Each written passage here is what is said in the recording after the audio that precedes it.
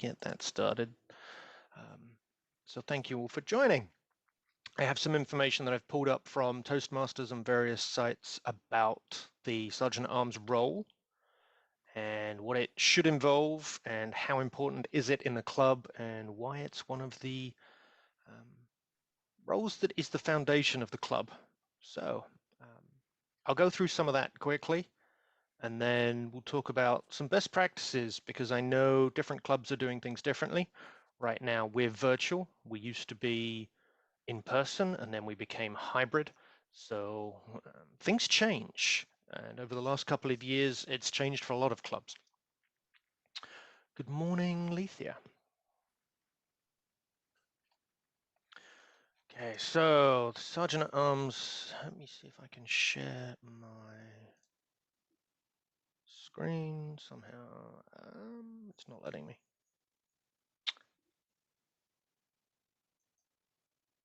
That's not good. Okay. I said, good morning. I'm having challenges today. We had tornadoes and I still have no electricity, but I'm making it work. Whoa. Wow. Well, glad to hear your voice, Lethea. Stay safe. If you need to get off and deal with stuff, please do. Thank you. Okay, looks like Bob's here too. Good morning, Bob. Okay, as I said to some of the individuals on, I was given this role rather late, so I hadn't prepared too much, unfortunately, for everybody, but we are here. Good morning, Nick. Morning. This is being recorded where I'm going to run through a few of the roles and responsibilities to make sure that we're all up on what we should be doing, and then just have a bit of a round table and a bit of a in-person chat so we can all pass some best practices amongst each other and find out what's doing, because I know a lot of clubs have changed, moving from in-person to hybrid to virtual, and they're contemplating going back. Some are, some aren't, but the challenges we've all faced over the past couple of years have been varied and interesting at times. I was going to share my screen, but right now I'm not the greatest Zoom person, unlike some, so I'm still trying to figure that out. So I will just read through what I've got. Toastmasters says the Sergeant at Arms is a job where we keep track of the club's physical property, such as their banners, the lecterns, timing devices, other meeting materials. The Sergeant at Arms is to prepare the meeting place for the members. You are to get there early and make sure everything is in place and ready. You are to stay late. It's the first in, last out premise. And make sure that everything is put away and cleaned up tidily. So if we're sharing workspace or office meeting space or whatever it may be, people can often come back in and say, oh, we like Toastmasters. They leave it better than it was when they found it, that kind of stuff. We're also in charge of the meeting place, making sure that the space is up to date, everything is in place, and keeping the club meeting rolling, basically, making sure that we start on time. Some clubs have the Sergeant at Arms begin the meeting. I know my club does. Distribute the meeting materials along with the secretary or the VPM or the VPE or whoever needs to be. One of the things I read this morning that I will go through very quickly as well is a view from a club, and I'm not quite sure where they're at, but they ask, what's more important, the Sergeant at Arms or the club president? And I looked at that and thought, hang on a minute, the club president is the most important thing. But the question they ask is, have you ever tried having a meeting where the president isn't there? And have you ever tried having a meeting where the Sergeant at Arms isn't there? Because somebody can step into the president's role and fill in the business for the meeting and that kind of stuff. But actually getting somebody to stand up and start the meeting and get it organized and get everything in place is a little more challenging sometimes. So they were leaning on the fact that, yes, they are both complicated roles and they are both very, very needed, which I kind of liked, especially being Sergeant at Arms this year. I've done both roles and I see what they mean. So it is kind of intriguing to say, well, yeah, let's try a meeting room without somebody coming in and organizing the chairs, or getting the cameras going, or having the screens up and running, or unlocking the building. So I can see where they're going with that, and I can see the intrigue that are challenges between the two roles. The only other thing I was going to mention, I didn't even realize that there was a club officer self-evaluation form. I don't know if any of you have ever seen this, but if you go into the Toastmasters International website and you pull up the club officer tools, in the roles tools, there is actually a club officer self-evaluation. And if I can, I will save it and post it in the chat. It basically says it's for yourself. Did I achieve my monthly goals? Was the meeting space set up? Was it available? Did you act as a liaison between whoever was organizing the meeting and the club? Did you manage the inventory? Did you greet all the guests as they came in? I've never looked at this before, unfortunately, and I like the idea. It's a good thing to go back each month and just make sure that I'm doing a good job in my own role and making sure that I'm doing the best I can for my club. So, with that said, as I said, I will download that and see if I can pump it into the chat box. So please feel free to unmute yourselves, and we will start with a few questions. So as we've changed, what are some of the things that you as Sergeant at Arms have felt has been very, very useful to be able to do, or something that you've changed with your process to make sure that the meetings continue to run smoothly, and what you feel that might be a good thing to share amongst other clubs, be it in person, hybrid, or virtual? Anybody have anything? Yes, Bob. I'm not sure if this is going to exactly answer your question, but I have been Sergeant at Arms for several years. We are meeting in a branch campus of Roane State Community College in Oak Ridge. And also another organization that meets there is the Oak Ridge Institute for Continued Learning. It's mainly for retired people to keep up their interest in their brain activity. Since I go to there, it was convenient for me to be Sergeant at Arms because I would often be on that campus anyway, and they have very kindly given us a small locker to store our materials. But then starting, it's what, more than a year and a half ago, and everything shut down, I really wasn't doing very much because there was no room to set up or anything. And I began to feel as if I wasn't quite living up to any of my responsibilities. Over the last couple of months now, we have begun meeting in a hybrid mode. So that calls for me to be back on the campus again to try to get the room set up. But our meeting room, because of COVID-19, is limited to a maximum of 5 people. So there are 4 or 5 people at the campus site, and the rest are at home using their computer.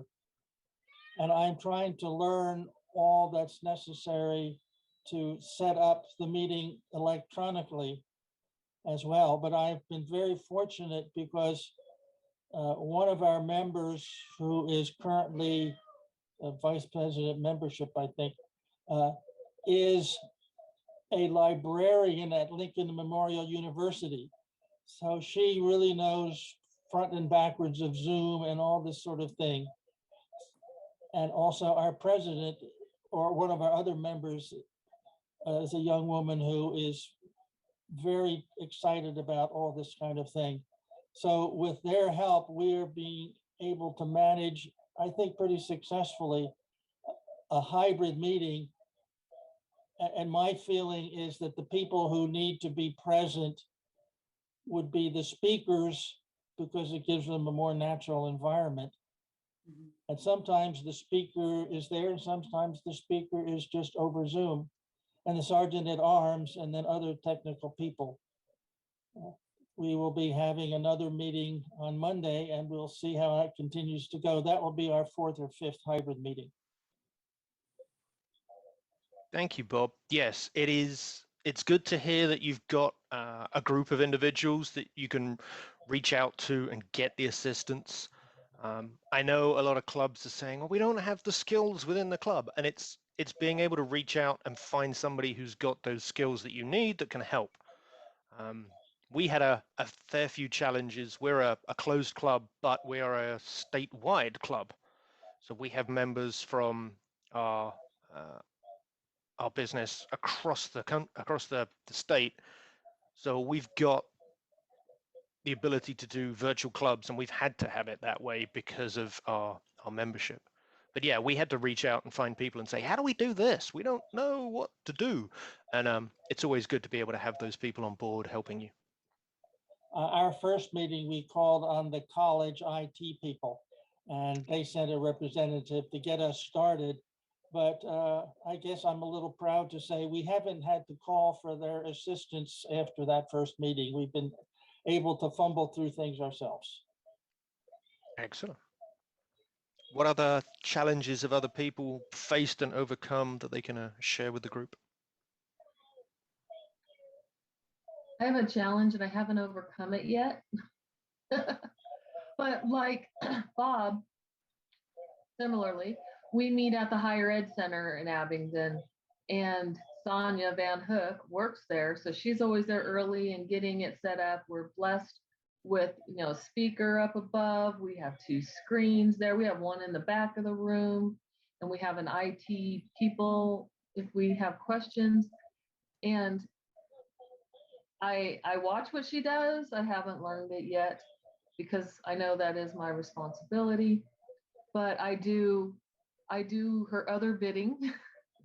She likes the theme, so she'll often bring in she'll print out Merry Christmas or something, and I'll put it on the walls. The walls they're not cork, but there's something I can stick to with a pin little papers too. And sometimes she gives me a lot of work, and she'll bring in ornaments and vases with flowers, and I have to set them all around. And so that keeps me busy. I do try to arrive a half hour early, so I have everything set up at least 15 minutes before the meeting, so I am available to welcome the guests and our regular members. I don't know if there's anything more challenging except when I'm also Toastmaster and switching over to roles. So sometimes I might screw that up, but so my challenge, I'm still working on learning the hybrid stuff. I can be on the Zoom end and I'm good, but setting it up, there's like 3 different computers she's got going on. Oh, wow. Yeah, we used to have, we did ours via WebEx, I believe it was, because that's what our company provides us for our internal video conferencing.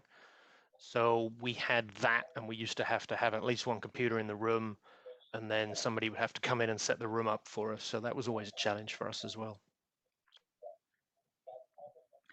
One thing I did instigate was a folder for all our agenda and everybody's reports at the end. Is I just put it in the to file slot because the secretary is a little slack. So I made a file so when she gets around to it, she can file. I don't want to take over her job. That would be kind of rude so. And I also made another folder for handouts. If somebody received a certificate and they didn't show up that day, I'll put it in that little folder. So when we're looking for it, we know where to find it, and it stays nice. It doesn't because we don't have the whole room to ourselves. Sonia takes it off into her office.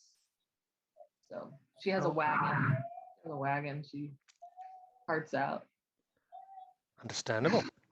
Thank you. Kathy, Charlotte, Nick, anybody, Letha?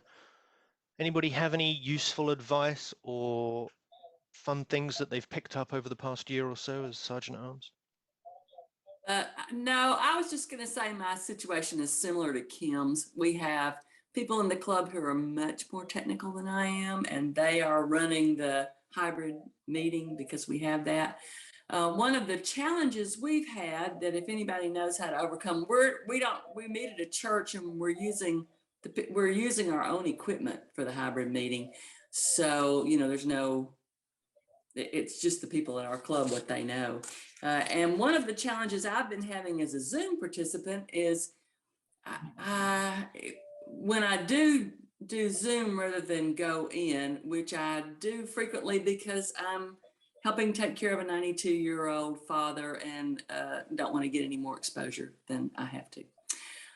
So when I work as a Zoom participant, it's very difficult sometimes to evaluate because it's hard to hear some of the speakers. Some speakers come across really well, but others don't. And if any of you have solutions for that, or if you know what we might be doing that we're not doing right, that we could fix it, it would be really nice to know that because I can pass it on to people in our club who are working on that. Are you referring to individuals that are there physically that you can't hear, or just some of the people online? No, people who are there physically. Yeah, we've had that problem until we moved into a meeting room that had microphones built in. The challenge for a lot of people is on the computer that's being used, there's one tiny little microphone. So if they can either stand closer to it, or if your club can invest in a microphone that you can just plug into the USB port on the computer and have a separate microphone, those things are sometimes so much more powerful. And you can do that. I mean, I've got a cordless headset that I use because I'm at home, but we've got members of our club have recently bought little lapel mics, and they're about $30, I think, on Amazon or something. Okay. But it all depends on what the club has. But there are microphones that you can just plug into the computer, and they have a 6-foot cable or whatever, and you can sit them in the middle of the meeting room. Okay. Or near where people will be standing to talk, and it will improve the communication because you can hear so much more. Thank you. I will check that out. And okay. So it's a microphone that I could plug into the computer. So I have to find out which kind of computer we're using and what it needs and all. A lot of them, I think you can get them these days that are just, they call them plug and play, where it just has a USB port like the mice do, and you just plug it in the side there. Because we had that for a while where we could hardly hear people in the meeting room, and then we moved to a room where there were built-in microphones in the ceiling, and it just changed it so much. So yes, have a chat with your club members about that potential and that possibility. Okay, plugs into a USB. I'm just making note. Plugs into a USB port and needs it's got an extension cord or something. Yeah, find one with a nice long lead. So yes. Okay. All right. Thank you so much. Not a problem. Okay. Well, this is Lethea Mann, and I joined Toastmasters in March of 2020. So, of course, we went straight into COVID. And so in my role as Sergeant at Arms, I just took over, or was just elected this past election cycle. And so I have not had the opportunity to actually fulfill my role. So hearing the challenges that you all have faced and how you've overcome them will be very helpful, because we're still meeting in a Zoom format. So once we go back to meeting in person, which will happen any day now, this has been very helpful information. And I just say I have my camera off because I'm hoping it's saving my battery. I'm not sure or not, because again, I don't have electricity. So hopefully my battery will survive this meeting. Not a problem, Letha. Yes, there's the totally different. Personally, I would say the challenges and the opportunities going from completely virtual into in person, it's a whole different list of things, because once you're in person, you get to see people and greet them and watch their body language and expressions and things like that. Whereas on Zoom, you get this much of everybody, and it's always a challenge. I lost connection and just came back in. But my situation's a little different. I'm in a corporate Toastmaster club, and now I work from home 100%. So I'm driving to corporate, and so I got to leave an hour ahead of time during the workday to get there. And sometimes I'll be scheduled on meetings beforehand where I'm sitting in the truck. So to set the meeting up has been a challenge sometimes. But what works is just communication with other officers, letting them know if I'm unable to get the supplies, someone else could run into one of the lockers, grab the supplies for me, and then I'll be there. But it's stressful when you're trying to start that meeting on time and everybody's so rushed in the corporate environment, because if you start late, I mean, you have people leaving the meetings early, or it just doesn't work for us. So the hardest is just I mean, having people respect your time with meetings and things like that. So I'll try to block it out on my calendar. It doesn't always work that way. They know that I'm going to Toastmasters. They're like, oh, okay, he's driving, so we could put him on this call.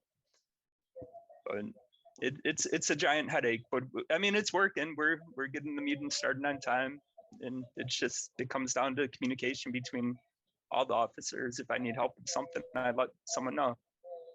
I think that's a good point, to make sure the sergeant at arms, when they run, I don't know, nobody else wanted to do it, that it does take the commitment before and after. But I just want to add, I noticed that last speaker, I forget her name already, the lady, that she had ring lights, which are great, but with her glasses, they were glaring. And I know if you put it to the side, if you have like one on each side, then they won't see that glare. So if you could share that with your members, if they have glasses, that might be helpful. That's a good point, because we've got some members, and I can see mine right now. I have a window on the other side of my home office. So if I look up like this, yeah, everything just looks horrible. Whereas I have to look slightly down to make sure that I don't get that reflection, so people can actually see my face and my eyes.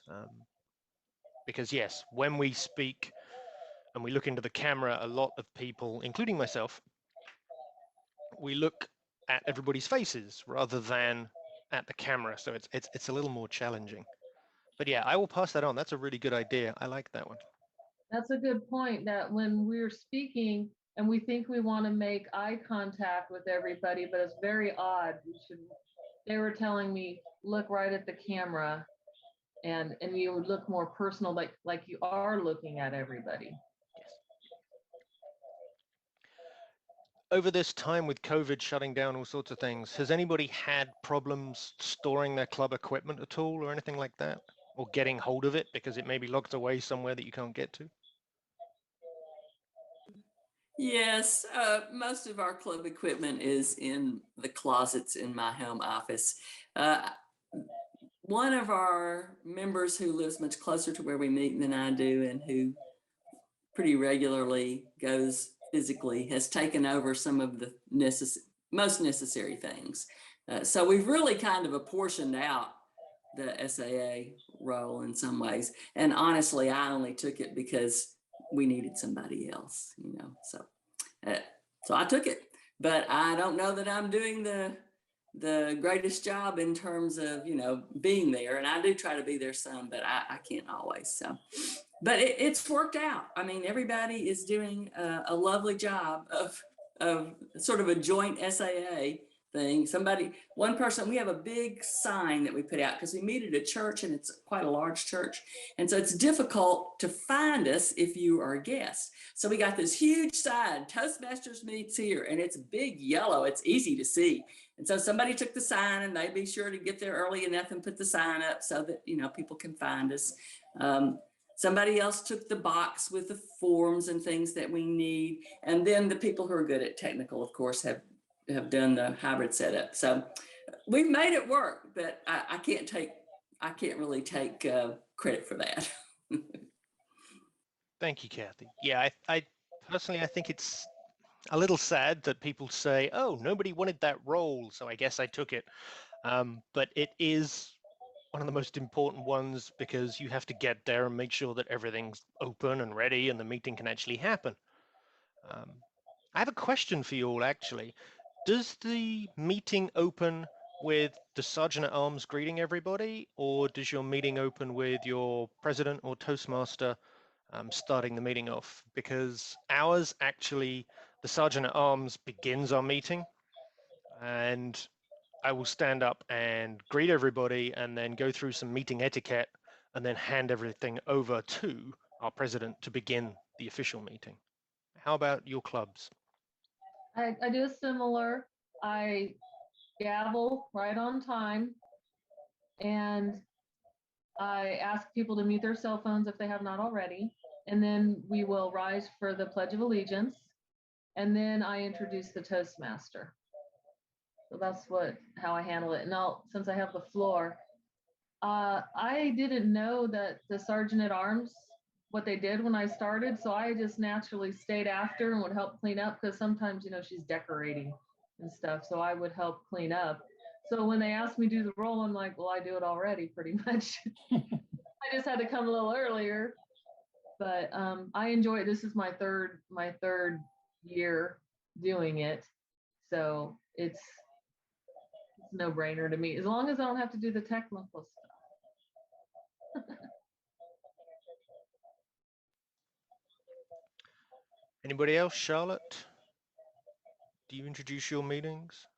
I do introduce our meetings. I'm new to the role. I just was elected at this election cycle, and we meet virtually.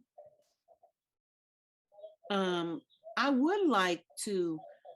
I usually just open up welcoming everyone to the meeting, whatever date it is, and maybe some little jibber jabber about what's going on in the world, in the world. But what I would like, I have two questions. One is, do we have to say the Pledge of Allegiance? I've not been doing that. And second question is there some type of template available to help you put your welcome greeting all together of how to start out? Okay, I can answer both of those questions actually, and I'm sure we'll get some input from everybody because I'd like that.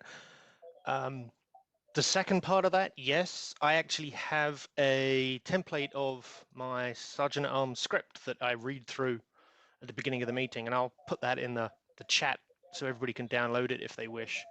As for the pledge, the greeting, the pledge, the invocation, whichever your club determines, is done by the official Toastmasters International opinion on this is that it is a club choice, and they should vote amongst themselves and make that decision as a club. So you have that option to do whichever you say. Some clubs do the invocation and I have a prayer. Some clubs do the Pledge of Allegiance and all stand for that. Others just do the Toastmasters International Club mission. And it is specifically designated. I looked at this earlier, actually. TMI says it is up to each club to decide that internally. So if you feel thank that, you so much for that.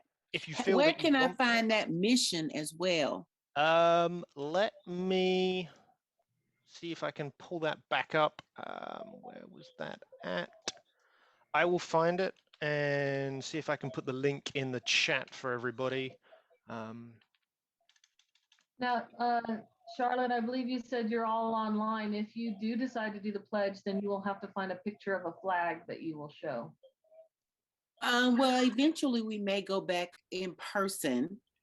I don't know when, because we meet on a college campus, and I don't know how readily they'll be ready to have, a lot of outside visitation. Right. It may just be, I mean, Bert had a background where he just took an image of the flag today and shared his screen and had that up. So that could also be used. You know what Bert does is if he'll have his background behind him, and to get rid of him, he just covers his camera, and it won't show him in front of it. Okay. We have a very small flag. And so when we were all virtual, I would just hold the flag, set it right in front of the screen. And that seemed to work just fine too. Okay. Since we went hybrid, we are not doing the pledges often. And I'm not quite sure why. I think because we used to have a role that was opening and pledge, and because we've had difficulty getting people to sign up for roles since the pandemic and since we weren't meeting in person, we eliminated that role. And so that's probably why. So either the president or the Toastmaster would typically overtake that, but I could as well. So that's a thought. Thank you for that. That might be the way to do that. That's a good idea. Can everybody see the chat? If not, at the bottom of your screen, there's a little thing that says chat, and I can put things back in there.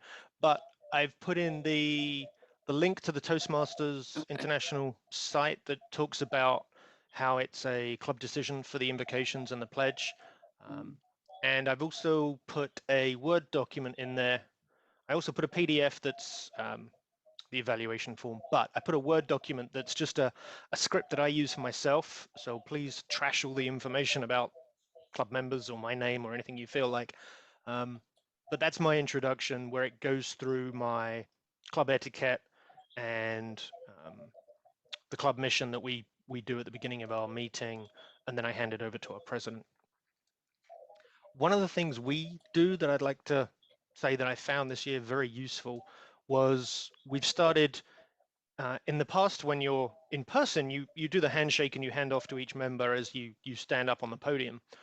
But in virtual world, that's not possible. So we've started asking, as we hand off, we just say, whoever that person is your microphone working? So A, we can check that we do the handoff correctly. B, we're going to be able to hear them, and C, if they're a speaker, it helps us immensely make sure that everything on their end is ready and our timer can start on time.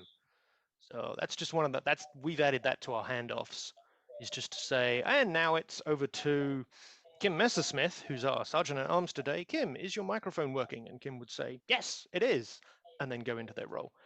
It adds a few seconds to each handoff, but that's one of the things in virtual world we found helps. Thank you for those documents. They were both very helpful to me and are going to be very helpful to me moving forward. Not a problem.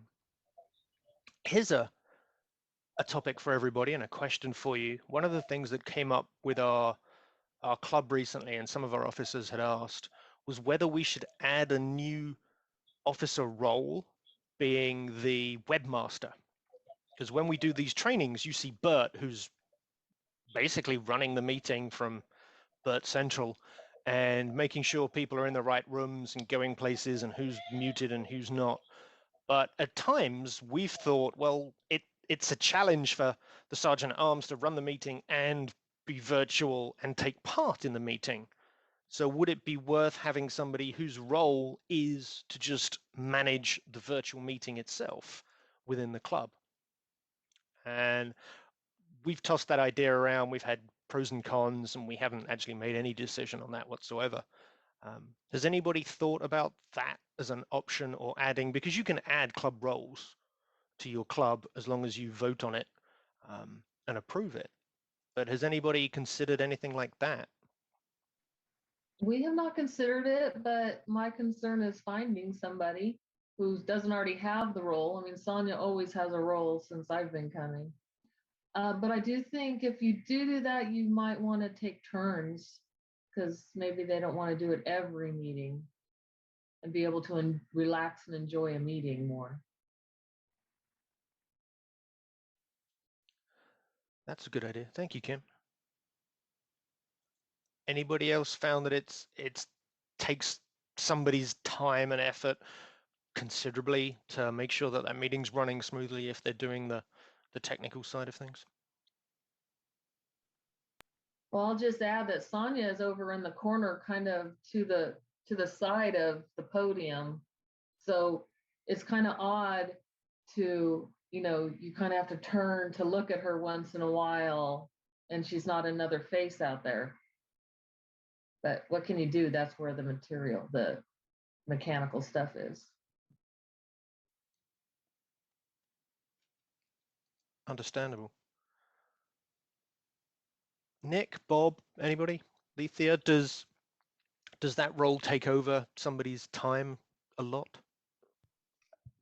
I really don't think the role's beneficial in my situation because we have state-of-the-art conference rooms. They already have the cameras set up. We have the screens that come down for both. But for like the timer and all the other roles people volunteer, they have to do it virtual as well as in person. So you have the timer that kind of will do both roles, but Sergeant at Arms, I'm at every single meeting. The challenge I have is greeting guests virtual.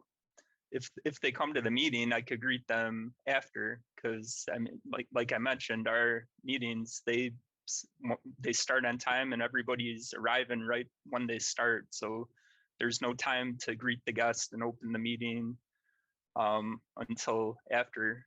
We found it's beneficial for our president at the end of the meeting to involve all the new guests and to ask them questions just so they feel welcomed that way. So the president's actually helping in that situation with the virtual and everything else.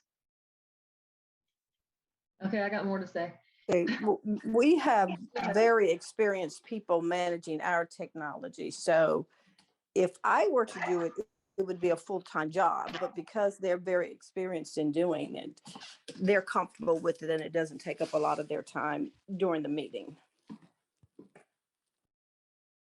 I was just going to add to what we do as the Toastmaster. One of the first things they do, well, they'll take roll and then they'll recognize the guests and ask them at that time if they'd like to just stand up where they are, or they could sit and just tell them or tell us about them, where they heard of us or who brought them here, that sort of thing. And we don't wait till the end. We do sometimes at the beginning, sometimes at the end, but Nick, the only way I do online is just chat to them virtually and say, welcome. Please feel free to join in at any point in the meeting with table topics or anything, and just sometimes warn them that they may get asked some questions about who they are and how they joined. Well, I guess even in the hybrid meetings, I've been a member of the of Mount Juliet since 2005, and they've always done this. At the beginning, they just recognize, oh, we're happy to have members, and ask names. And then at the end, they ask the members if they're comfortable to say what they thought about the club. And the club that's just always been a part. And typically the president or the Toastmaster handles both of those things, because the president in our club always opens and typically closes as well, although sometimes it's the Toastmaster. So, it's long established, what would you call that? Tradition? Tradition, exactly. That's good. Thank you. We do have a guest book that they can sign, and we have little sticker name tags for them. We have our own name tags. If there's a guest, I'm like, okay, I'll put on my name tag. Yeah, it's a lot easier to do that in person. Actually, if they're on Zoom, they have their name already there. True. Does everybody use Zoom, or do you use, I mean, Nick, you talked about you've got your own internal technology and all that kind of stuff, but do you still use Zoom, or are you using a different platform? We use WebEx Teams. Okay. Yeah, we used to use, we tried Zoom for a while, and then we used WebEx, and now we've switched to Microsoft Teams. So we're on Teams, which is learning a whole new platform. And when I'm trying to go from one to another, it's kind of crazy, which is why I'm not the best at today, unfortunately. So I have a question for everybody. What is something you'd like to see added to the role? Something that the Sergeant at Arms, you wish the Sergeant at Arms could do, but doesn't do at the moment within your club? Anything?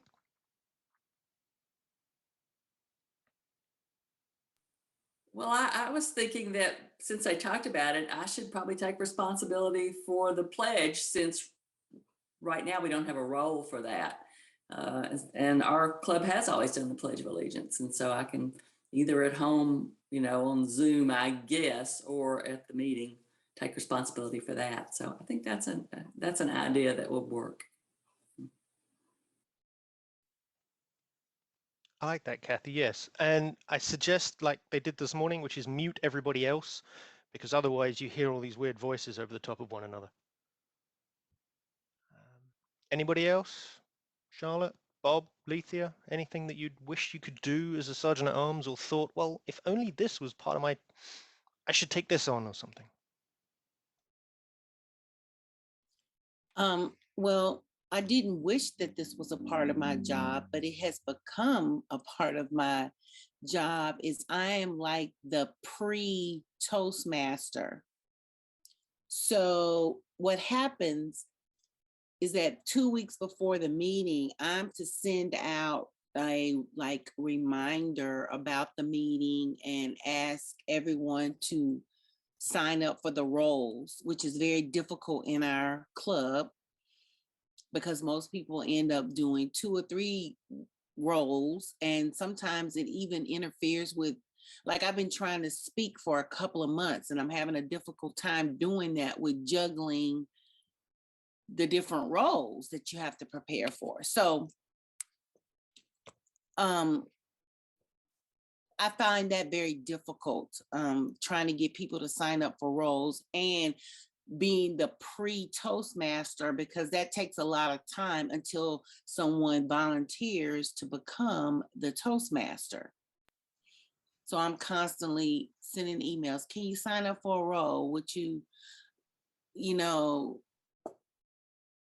do this position or whatever? So that takes a lot of time out. Yes, I understand. We handle that electronically with the NES Toastmasters. So just one email goes out and it lists the roles that are taken and it has the roles that are not taken. And you just click on the one you would like to take and you get an immediate response. It'll be, since this email was sent, that role has been taken, or would say you successfully have that role. So it's done electronically. And if you want, I can connect you to Kanisha, who handles that for us, but it's just an email that goes out 2 weeks in advance. We do it the same exact way. Oh, okay. It's just getting someone to click that button to do the role. Okay. Yeah, most That of the time is the problem. Because until someone clicks that Toastmaster button, it's my responsibility to keep sending that email out. Hey, somebody take this role. So that's have you considered at the end of each meeting, ask who will be Toastmaster next meeting, and then that takes care of that. Yes. Okay. Here's what we do now is Sonia is our membership person, and she will say, Kim, what role would you like next time? This is what is available. So she makes you pick right there. And it's not perfect. Some people don't show up the next time and didn't warn us, so we're filling roles. Last time I signed up for Toastmaster, so I was Sergeant at Arms, and then I was Toastmaster, and then our timer did a table topic, so I was timer for him, and I think I did a table topic speech too, so I was like, But we do call on them and expect them to fill a role because we don't have 20 people in the room. And Toastmasters is one of the easiest ones. You don't really have to prepare. Evaluators, you don't have to prepare ahead of time. So maybe if you plug that's an advantage if you're an evaluator. and how valuable a role it is to people to get feedback, and that they may be asked in other situations to give feedback. I can't think of it offhand, but I started with my sandwich, that, you know, the good, the improve, and the challenge that you could offer them. We don't have an issue ever filling the Toastmaster, because the way our president set it up for us is they have each officer take a month, and she keeps it on a spreadsheet saying, like, for January, Nick's going to be responsible of finding the Toastmaster. If he can't find one, he has to be the Toastmaster. And then it goes to the vice president. So, I mean, you have motivation to find someone as an officer, and you'll be reaching out to them for that month, and then sometimes it's your role to do. I have belonged to clubs already where the VP Ed just assigned the roles. And then if you couldn't do it, then you had to find somebody else. But she could send out a list of roles for a couple of meetings in advance. The current club, it's more, we tried to get speakers to volunteer, but some of the other roles are still assigned.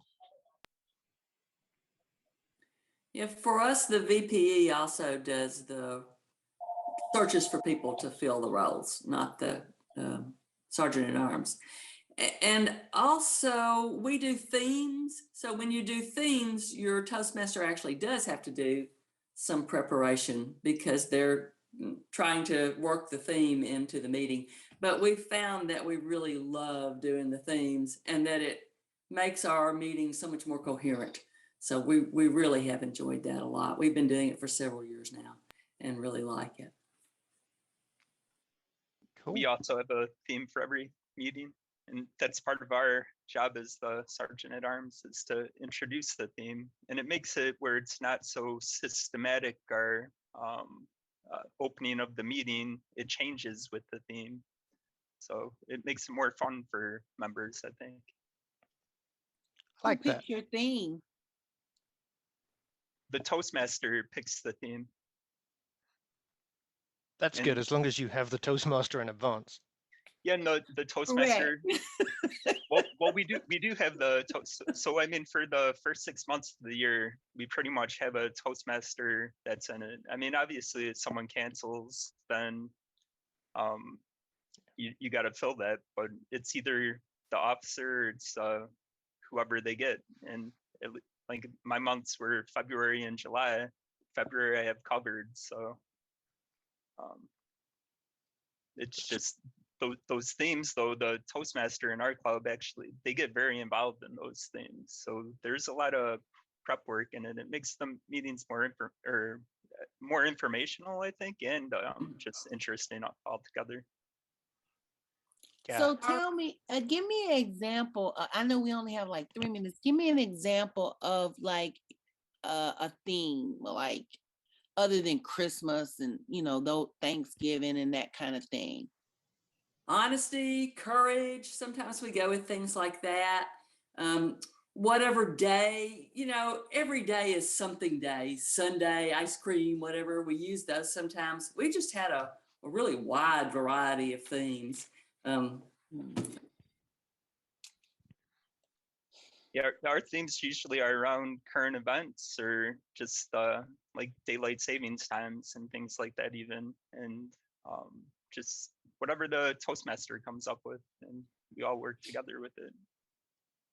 We've done themes very rarely, unfortunately, but we've had things like, oh, it's fall, or today is book reading month, so our theme is about authors or something.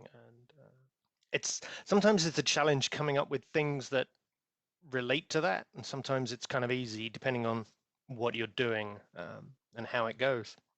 We still have 5-6 minutes left, Charlotte, so we got plenty of time for questions on this. The theme tends to give the word and joke person, and you know, everybody who has one of those kinds of roles a little bit more direction. But now occasionally you will get a theme that is really hard to find a joke for. So and we've also kind of expanded that to be a small story instead of just a joke. So sometimes people do jokes and sometimes they do like a humorous or warm, kind of connecting kind of story. So that's worked real well too. I wouldn't be surprised if you looked on the Toastmaster website if there were a theme suggested.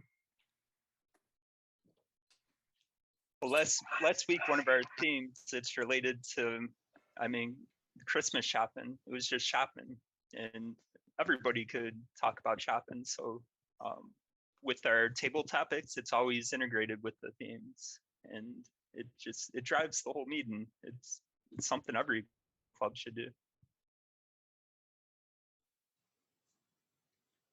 Excellent. We often try to integrate table topics with the theme, but also introductions. For instance, if, as Nick was saying, the theme for the meeting was Christmas shopping, we might ask everyone who has a role to send a couple of sentences like, tell us about a recent shopping experience that you found memorable, either positively or negatively. And then when the Toastmaster introduces different people in their roles, the Toastmaster will say, okay, and in response to our theme, Nick sent us that he almost beat up somebody because he was trying to get the last item on the shelf, something like that. Mhm. I could see you making that a game, reading the response and having to guess who said it. That's an interesting idea. That is actually. This has been so helpful because one, I found out I've been doing a job that probably isn't in my title of searching for the Toastmaster. And two, I have done the theme thing, so I am on point with that. So this has been a helpful session. Do y'all do a word of the day? Yes. The grammarian does that. Mm-hmm. That can go with the theme also. Mm-hmm. Yeah, Charlotte, we had a lot of challenges, and we still do have getting people to take the roles, especially Toastmaster, because everyone's scared of that role for some reason. All you have to do is read people's bios. But our Toastmaster also, sometimes they keep the theme rolling, so they might come up with quotes by authors or something, if that's the title, or quotes about my favorite stores, or information on shopping malls around the country. I don't know what it may be. But we tried Nick's version for a while where we said, okay, we're just going to send out an email and say to everybody, this is the week you're having as Toastmaster. And we assigned everybody that role and said to them, it's your job to come up with somebody else to do it if you can't. And it worked for a little bit, but unfortunately, when people couldn't make it and hadn't filled the role, it was suddenly we were scrambling again. So right now we've gone back through, we use Toast, but you can go back through and pick the weeks you want to do what role and things like that. One of the things that we've helped do that is our VPE. We've got with them, and she has actually sent out information to everybody in the group that says, oh, by the way, don't forget to do pathways. You have to take this role and this role, because some of the levels of pathways now make you take various roles within the meetings. So we've said to people, you need to take the Toastmaster role to get up to your path levels, and you can use it for ahead of time. So it has helped a little with get people to take roles, but we're one of the clubs that are still scrambling each week with like, oh, we need a timer because somebody's dropped out or whatever. Or we just have nobody's taken it. Right. One of the things I just instituted, I'm instituting in January is the Full Circle Award. Yes. Where everyone has to sign up for a role within the 6 months, and then we'll have a recognition ceremony in July. So I've already sent all those details out to our members, and hopefully, because that's the biggest challenge is getting those roles taken. Right. I understand that. And go on. Oh, I was just going to say on the topic of themes, our VPE usually has them set up for the next 5 or 6 meetings. So if you go out there and look, you may see one that really appeals to you. Like when they did books, I went, "Ooh, I'm going to be the Toastmaster for that," because I'm a very avid reader. So it sometimes the themes help you get a Toastmaster if you've got one that appeals to a certain person. That's a good point too. I like that. And Charlotte, I'm just in awe that you're taking on the role of trying to find Toastmasters and things like that. No, no, sir, I did not take the role. No. It The just fact that kinda you're doing fell to that me. is impressive. Thankfully, nobody's like said to me, "Oh, by the way, you need to like." But the fact that you're doing that, whether it's part of your role or not, is very impressive. I'm in awe at your ability to do all that and not go completely crazy. So that's really good of you. Okay. Does anybody else have anything else want to finish up on? I mean, I know we were rolling through themes at the end here. I think I've been slacking. We've been slacking in Toastmasters. I'll have to get our group onto that. I mean, we do themes occasionally, but not on a constant basis. So I think we need to probably pick that up a little bit more and try that. Okay, we have 56 seconds left. I feel like I'm on countdown. Thank you all for your input today. It has been very productive. This is one of the roles that is necessary, deemed necessary, because without the Sergeant at Arms, we wouldn't be there. Yes, Kathy. Thank you, David, for taking this over at the last minute. You have done a wonderful job, and we're so happy you did it. I Thank appreciate you. that. Thank you. I didn't have to. Everybody was I learned so much. I took a lot of notes from each of your clubs and Excellent. the information. Thank you so much.